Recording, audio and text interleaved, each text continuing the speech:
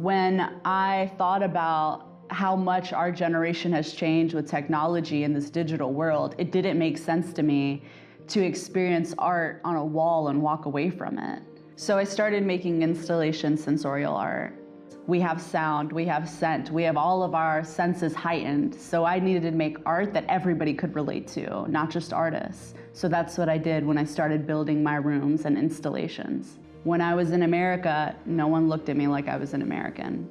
When I came to Italy, the minute I spoke, I had the word visitor written all over my face. So I started really reflecting on identity and why I felt like I couldn't fit into this world.